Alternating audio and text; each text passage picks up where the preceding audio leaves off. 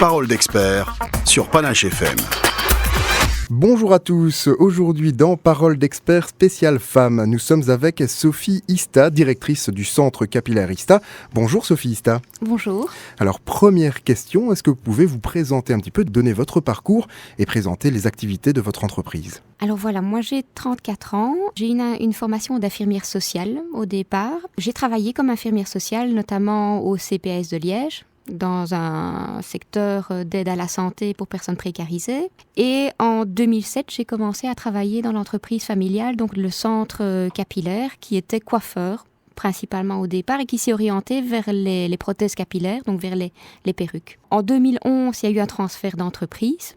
Donc mon père a pris sa pension à 65 ans et donc j'ai repris l'entreprise. Donc il s'agit bien d'un transfert d'entreprise, donc c'était pas une création puisque la société existait déjà depuis 40 ans et donc j'ai repris les rênes de l'institut. Fin 2011, j'ai un petit peu chamboulé toute l'entreprise en arrachant tout et en faisant tous des travaux en fait de réaménagement, d'agrandissement, parce que je souhaitais vraiment investir dans la société de mon père et apporter une plus-value à la société qui était déjà bien mise en place et qui avait déjà pignon sur rue. Et donc depuis, j'évolue constamment et en 2015, il y aura encore d'autres projets qui vont se développer. Vous l'avez dit, c'est une entreprise familiale, vous avez repris le travail de votre père, ça existe depuis près de 40 ans. Quelle a été l'évolution? On s'imagine qu'elle est importante depuis 40 ans. Au départ, c'est sûr que dans les années 70, mon père s'était focalisé sur la coiffure. Donc c'était un coiffeur homme. Progressivement, il s'est développé vers la coiffure mixte pour s'orienter, pour se spécialiser vraiment dans le domaine des perruques et des prothèses capillaires.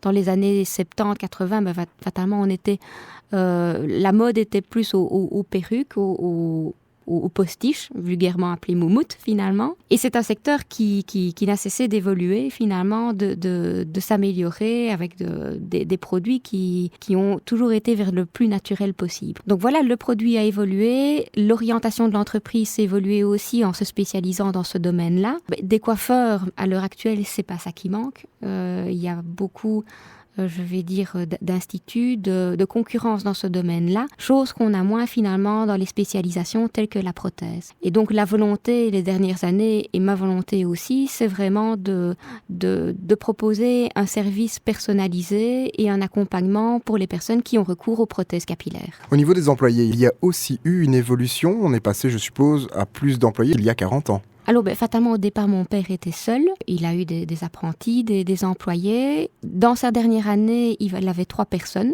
Moi, j'ai gardé le personnel, donc je travaille actuellement avec la même équipe, autant dans le département coiffure que dans le département prothèse.